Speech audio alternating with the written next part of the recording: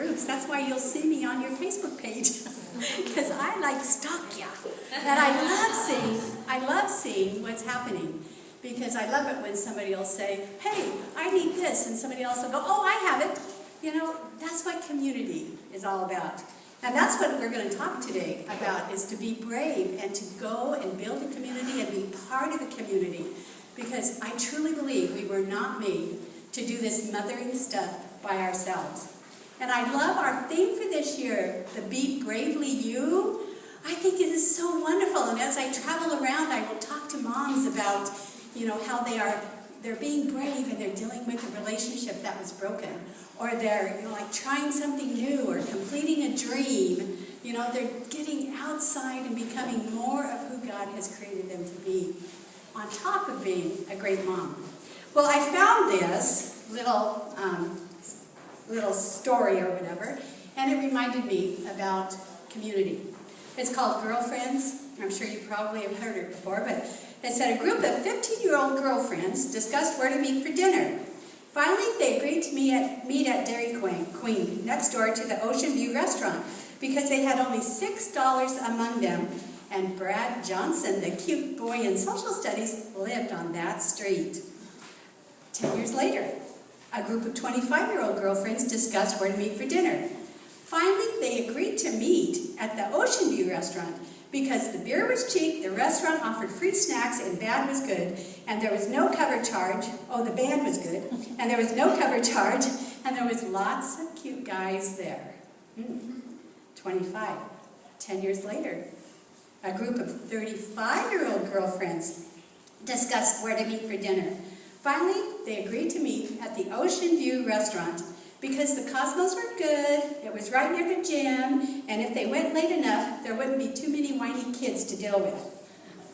10 years later, a group of 45-year-old girlfriends discussed where to meet for dinner. Finally, they agreed to meet at the Ocean View restaurant because the martinis were big and the waiters wore tight pants and had nice bottoms. That's what happens when you get 45, ladies. 10 years later, a group of 55-year-old girlfriends discussed where to meet for dinner. Finally, they agreed to meet at the Ocean View restaurant because the prices were reasonable, the wine list was good, the restaurant had windows that opened in case of those hot flashes that occur, and they served fish, which was good for your cholesterol. 10 years later, a group of 65-year-old girlfriends discussed where to meet for dinner. Finally, they agreed to meet at the Ocean View restaurant because the lighting was good and the restaurant had a senior citizens discount. That's where I'm heading towards, is that 65-year-old point. 10 years later, a group of 75-year-old girlfriends discussed where to meet for dinner. Finally, they agreed to meet at the Ocean View restaurant because the food was not too spicy and the restaurant was handicap accessible. 10 years later, a group of 85-year-old girlfriends discussed where to meet for dinner. Finally, they all agreed to meet at the Ocean View restaurant because they heard it nice and had never been there before. I just think that's hilarious. I'm sure that's going to be me when I'm 85, you know? Oh, man. But the thing that I love about MOPS is that it has provided for us a chance to be a part of a community. Community is really big right now. It's a popular buzzword. We hear about online communities such as Facebook, you know, and I got on Facebook and I found out there were some other communities built for moms. For instance, there's this group called Fans of Moms, and the purpose of that group is making the adventure that is motherhood even more enjoyable throughout sharing. And they have 694,700 likes. You know, community moms especially are looking for those connections. And then they have Moms Who Need Wine. And together we revel in our imperfections and find solace that we're not going it alone. They had 653,539 likes. And then there's the PBS Parents for Older Moms. These are the ones, this group empowers parents as they prepare their children for success in school and in life. Now, they only had 25,070 likes, and I thought, isn't that interesting? Because when I was raising my kids, I needed that support and encouragement, especially during the school years. not just for the preschool years. So that kind of made me sad. And then my favorite group of all time on MOPS, which I've been a part of for 26 years, or 25 years, I don't know, I'm kind of like, like I said, I'm like that 85-year-old, I'm forgetful, but whatever. And it's called MOPS International. And their purpose is a place to find friendship, community, resources and support for you as a woman and as a mother so that you're not alone. And we have 95,568 members, not just likes.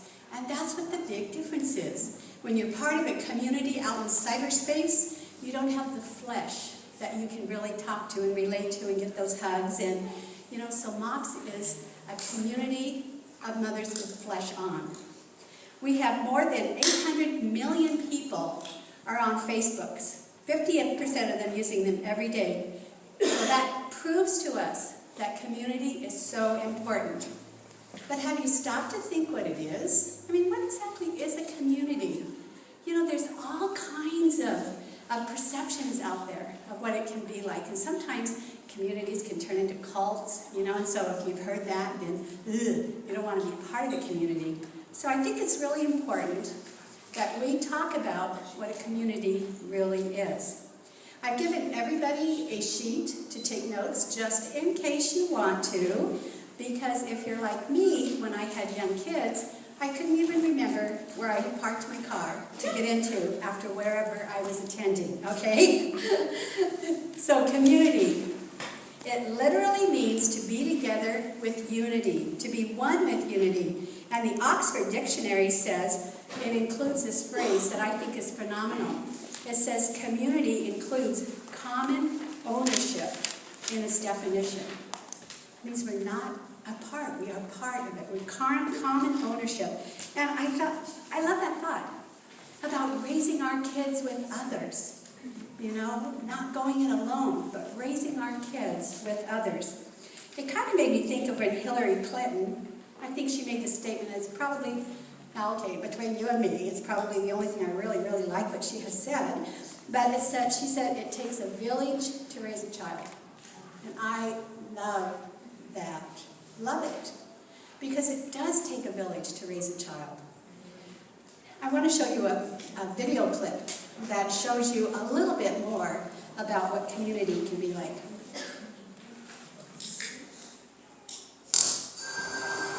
I'm sure you guys have seen this.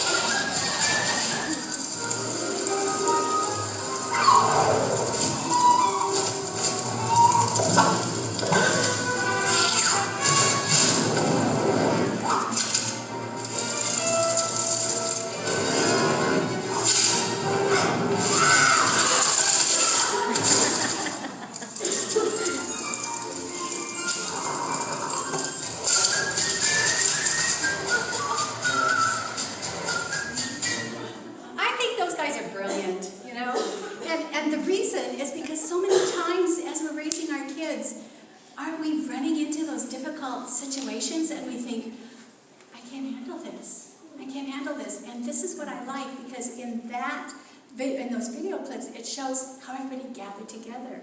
And together, they handled that situation.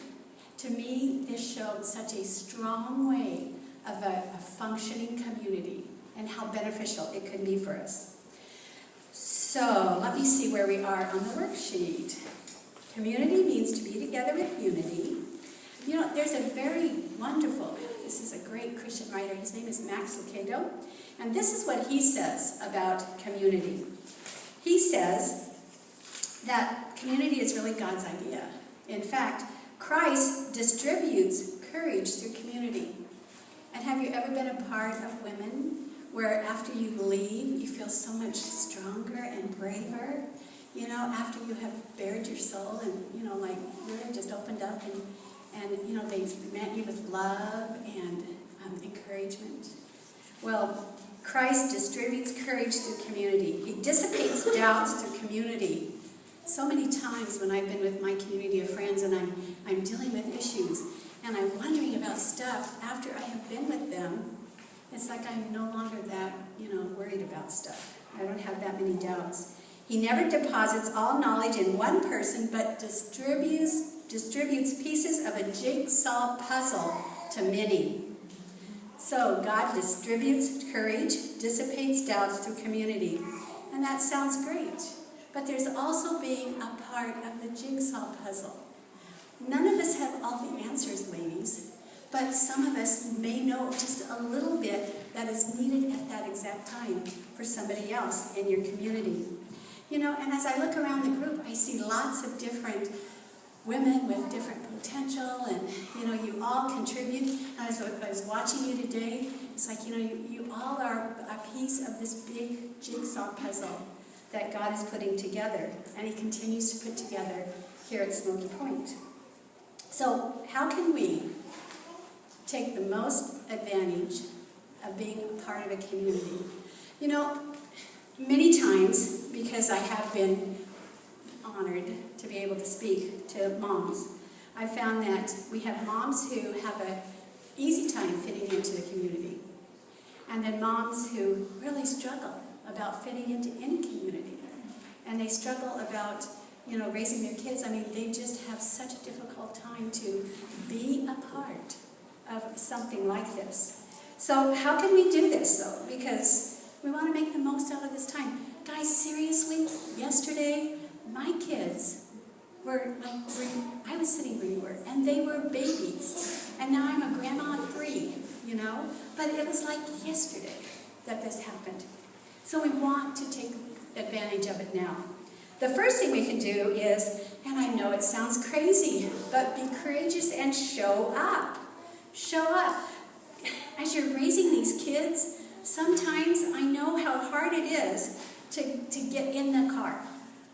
My 2-year-old grandson lives with us. And I forgot that you have to add 10 to 15 minutes just to get in the car when you have a preschooler. You know, it takes that much more time. And so believe me, I understand what you go through wherever you go and the struggle that comes with it. And then you get them in the car seat, and then you hear that little special sound, you know.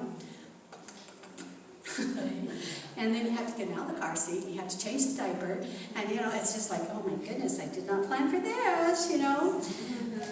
Or you have that toddler who's crying, you know, and he's hanging on to his teddy bear, and he does not want to go to Mom. Ads, please don't make me go. I don't want to go, you know. And I'm telling you, the best thing you can do, I have been here, the best thing you can do is to just have them go. Shut the door, come and cry in here. Okay, don't let them cry. Don't let them see you crying. Because really, you don't realize that you are forming security in your child. Because he's learning. 1, he can trust others. And 2, he's got it inside to go ahead and stand up and be a part of that little community. You know, and he'll do that. He'll do that. Okay, I also know what it's like to have your head feel like you're in a zone and you're numb because of 2 hours of sleep. But seriously, if you show up, you've made the first and the most important step in making the connections to being part of a lasting community. You see, it takes you being here. It takes you being here, which is 1A, and it takes you making the effort. Making the effort. So many times I think that because we're so tired, we expect everybody to come to us, or, you know, because really seriously, we do want times where we are being fed instead of having to, you know, feed others. But in community building, you have to make that effort. And if you do, I guarantee you will make lifelong friends, because I have made lifelong friends. And I'm going to share a little bit more about that. So the second one is to be courageous and be authentic. Now, authentic means being genuine, real with each other. Guys, it really is okay not to have it all together. It really is okay to come to MOPS with no makeup, okay? It is okay to come in your jammies if you have to, all right? Or I guess they call them yoga pants, but, I thought they were jammies for the longest time. But anyway, I don't know where we get this, where do we get this idea that we have to be perfect? There's no such thing as perfect. There really isn't. We need to, stop the mommy wars that's going on, are you into organic? Oh, no, you fed your kid macaroni and cheese, out of the box. We need to just stop that stuff and accept and show grace to one another. Just accept others. Just be who you are. You don't have to be somebody you're not. And if you're struggling in a relationship, please be courageous and step out and find someone to share that with. If not in your group, then, share it with one of the leaders or whatever. You don't have to do this by yourself. So many times, I'll pick up the newspaper. If you guys noticed, I was keeping track of this. And there were so many children being abused in Marysville in our newspaper. It would just say all this stuff. And these parents, I think, were all by themselves. And they just didn't know what to do. They lost it. Well, I think the goal of MOPS is to encourage moms and to support them and give them the tools so that they don't lose it, so that this kind of stuff can be stopped. And if somebody shares something with you, because, if you have been honored, do not break that trust. And you know how you can tell if the person that you are sharing with is upworthy and worthy of whatever you're going to share? When you're talking to them, are they talking about everybody else? Because if they are, they will break your trust. So be the type of person that would be, feel honored to carry that around, whatever you share, and just to leave it there. A.W. Tozer has said, never believe anything bad about anybody unless you positively know it to be true. And never tell that, even unless you feel it's absolutely necessary. And remember, God is listening while you are telling it. Remember He is. So be courageous and be authentic. Just relax. When you relax, others will relax. 3, be courageous and forgive others. Forgive. Guys, seriously, the truth is, chances are somebody is going to say something or do something that may hurt your feelings at some point. Body language is 98% of any conversation. And no matter how hard we try, at times our attitudes will leak out. It will. And sometimes our perception of that attitude is simply wrong. I had the great honor of teaching at the first United Women's Group in Toulouse, France.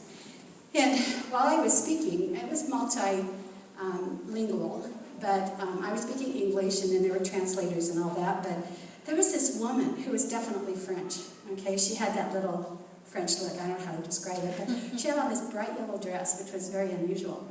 And every time I would make a point, she would go, and then, I would talk, and I was really working hard, trying to get the points across and to become, interesting and whatever, and she would just scowl at me the whole time, and I thought, man, Lord, I just don't know what's going on here.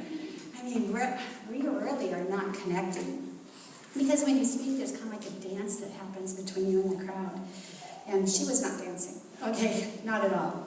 So after I got done speaking, I turned around, I was putting my papers together, and when I turned back around, guess who was there? It's the woman with the yellow dress. And I took a deep breath, and I thought, okay, we're going to hear what she has to say. And she says, pardon me, madame. She said, could I have your papers because I can't hear? So all of that, what I thought was scowling and not liking of what I was sharing, she couldn't hear. My perception of what was going on was wrong. Was wrong. My perception of her body language was wrong. And our perception whatever we hear, whatever we see is always put through a filter in our lives. And it's, maybe that filter has been affected by our background, or our feelings of what is being shared, or if we had enough sleep the night before, or even if we had too much coffee, okay? We always have that filter, and we need to learn how to distinguish truth from what would the opposite be. Our perception of what's wrong, whatever, I can't remember. Anyway, 4, be courageous and realize that you do need MOPS. And do you know what? Not only do you need MOPS, we need you. We need you. Have you ever tried to put a puzzle together with that one piece that's missing? I get so frustrated when I go to the secondhand stores and I'm buying these puzzles for my grandkids, and then there's it'll say 1 or 2 pieces missing. It's like, really? Really? When I work on when I work on a puzzle, I always go around and I get the outside, because I need to know where we're going. I am not that little thing working out. I've got to know where we're going. I've got to know where the bigger picture is. And as I shared before, we are all a part of the bigger picture of God's dream for your MOPS group.